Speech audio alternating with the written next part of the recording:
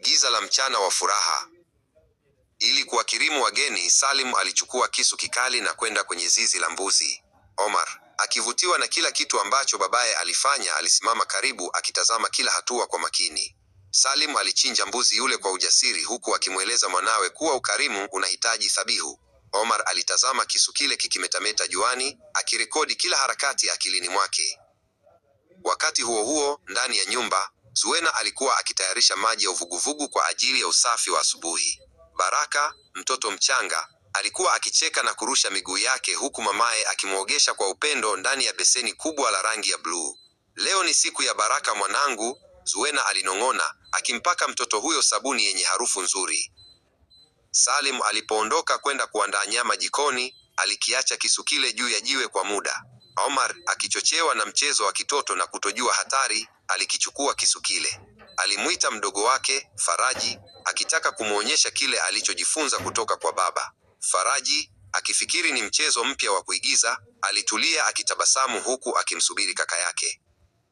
Lakini mchezo ule ulikatizwa na maafa ya ghafla. Kisu kiliteleza mkononi mwa Omar na kupenya shingoni mwa Faraji kwa nguvu kubwa. Faraji alianguka chini bila hata kupiga kelele, damu ikitiririka kwenye mchanga. Omar alitupa kisu kile mbali, mwili wake wote ukitetemeka kwa hofu ya kifo alipoona mdogo wake hachezi tena. Kwa hofu ya kuadhibiwa na kutojua la kufanya, Omar alitimua mbio kuelekea nje ya uwanja wa nyumbani kwao. Alikimbia kama mtu aliyepagawa, akitaka kutoweka na kuficha ukweli wa kile alichokifanya. Alielekea moja kwa moja kwenye zizi la ngamia lililokuwa upande wa pili wa shamba, akitafuta mahali pa kujificha. Omar aliingia ndani ya zizi la ngamia akitapatapa, akijaribu kujibana kwenye kona. Ngamia wale, waliochochewa na kelele na harakati za ghafla za mtoto yule, walianza kupiga teke na kukimbia huku na kule. Katika vurugu zile, mmoja wa ngamia wakubwa alimkanyaga Omar kwa nguvu kifuani. Omar alianguka chini ya miguu yao mizito, maisha yake yakizimika hapo hapo kwenye mavumbi.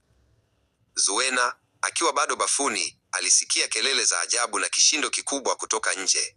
Moyo wake ulimlipuka kwa wasiwasi usioelezeka. Bila kufikiri mara mbili, alimwacha Baraka ndani ya beseni la maji na kukimbia kuelekea mlangoni ili kuona kilichotokea kwa wanawe wakubwa. Faraji, Omar, kuna nini? Alipiga kelele akitoka nje kwa kasi. Alipofika uwanjani, Zuena alikutana na mwili wa Faraji uliolala tuli.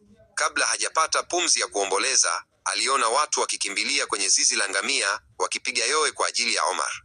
Ghafla, ukweli mwingine mchungu ulimpiga kama radi. Alikumbuka kuwa amemwacha Baraka peke yake ndani ya maji bafuni. Zuena alirudi mbio bafuni, lakini mauti